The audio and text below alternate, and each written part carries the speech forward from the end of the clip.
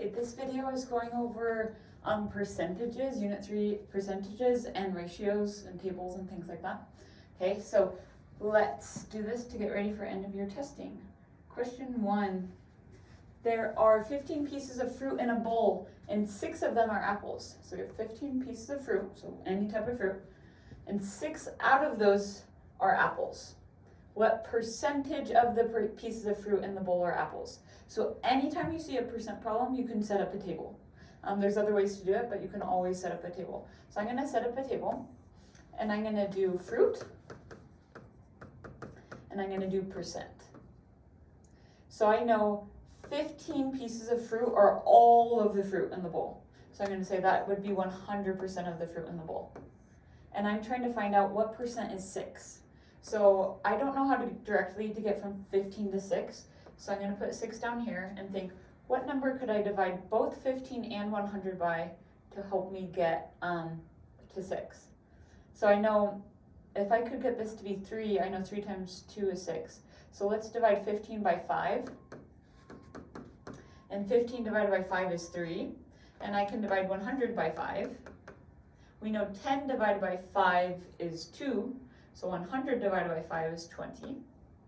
So then we use this ratio to help us. So 3 times 2 is 6, and 20 times 2 would be 40, which is 40%. So 40% of the fruit in the bowl are apples. Another way to do it is to take 6 and divide it by 15, because it's 6 out of 15. So 6 divided by 15, 15 goes into 6 0 times, and then we add a 0.0.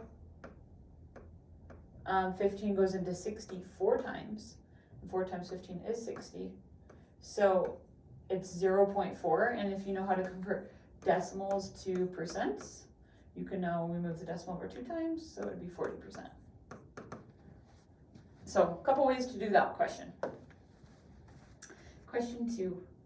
If you completed 75% of a 24-mile race, how many miles have you completed? Okay, so again, we can set up a table. We have miles and percent. So I know the whole race is 100%. So the whole race is 24 miles, because it says a 24-mile race, and that's 100% of the race. And I'm trying to get to 75%. So I'm not going to get directly from 100 to 75. So first I'm going to find out what 25% is, because I know 25% can help me get to 75.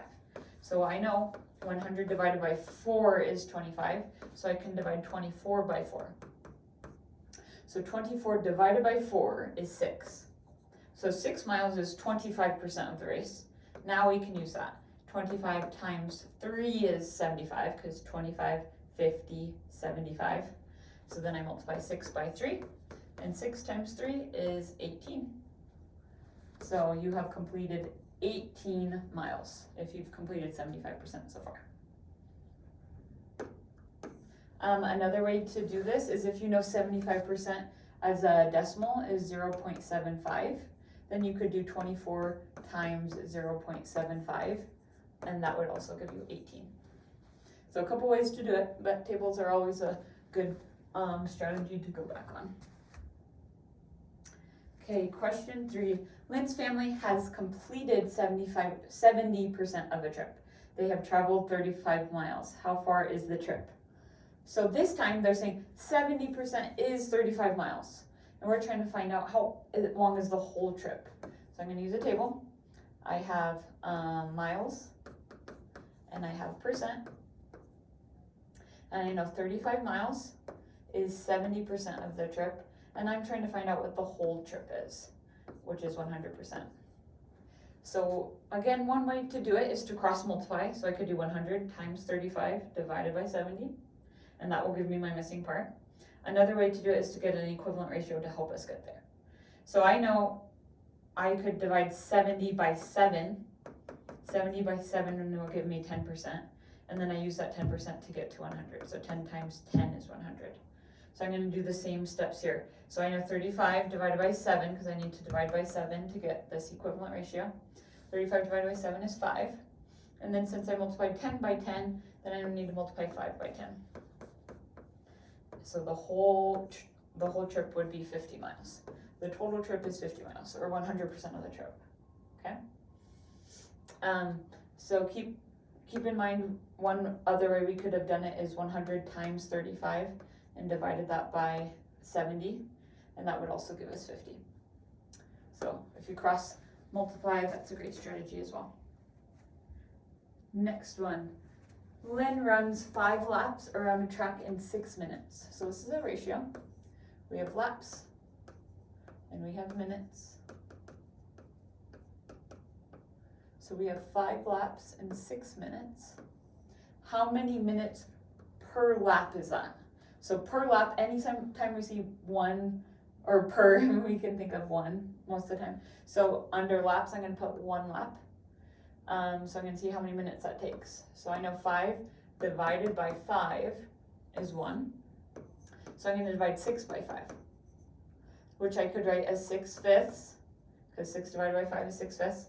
But I'm gonna take it a step further. 5 goes into 6 one time. 1 times 5 is 5.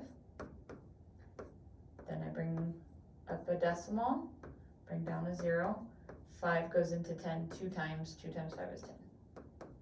So 1.2. So I could write it as 6/5 or 1.2 minutes. So right here, I'm just gonna write it as 1.2 minutes since I know what 6/5 is. Okay. So this next one says something slightly different.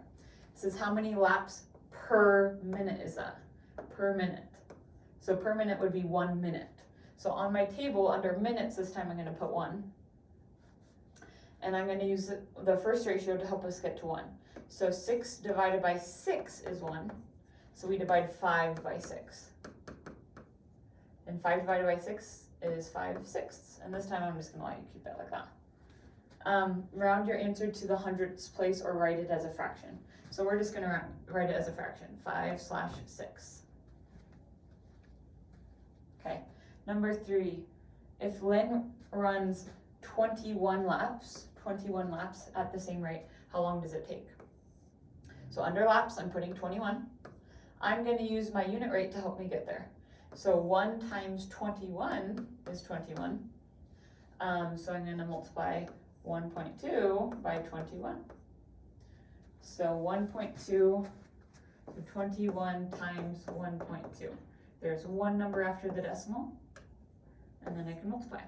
2 times 1, 2 times 2 is 4. I add a 0, 1 times 1 is 1, 1 times 2 is 2. Then I add her up. 2 plus 0, 4 plus 1, 2 plus nothing. And then I place my decimal back. So it should take her about 25.2 minutes. Okay, so this is a great one that you will definitely see all sorts of problems like this on end of year testing. So make sure you understand how to do that one. Okay, this one seems complicated, but it's actually very simple. It says a ship captain is mapping a trip and wants to know the distance the ship will travel over certain time intervals. So 0.5 hours, they go 12.5 miles, and so on. Assuming that the ship travels at a constant speed, what is its speed? What is its speed? So speed is usually a unit rate, meaning how much for 1 hour or 1 minute or whatever. So it's asking miles per hour. Per hour means 1 hour. So I'm going to go under hours and I see the 1. And look, here's my ratio. It tells me that it goes 25 miles in 1 hour. So the only thing I have to write here is 25. It's 25 miles per hour. That's how easy. You just got to be able to interpret the graph or interpret the table. Okay, last ones. Which weighs more, a watermelon that weighs 7.5 kilograms or a baby that weighs 12 pounds? Note, 1 pound is about 0.45 kilograms. So if they give us information like that, we're going to use a table. Anytime we get a ratio, we can use a table. So we have kilograms and we have pounds. So it's saying 1 pound is about 0.45 kilograms. Okay, 1 pound is about 0.45 kilograms. So we're trying to see, does the watermelon or the baby weigh more? I'm going to use the 12-pound baby to convert to kilograms because I think that will be easier. I'm going to go under the pounds and put 12, and I'm going to convert This is the baby. This is gonna be the baby's weight in kilograms. And we're gonna see if it's more than 7.5 kilograms, which is what the watermelon is.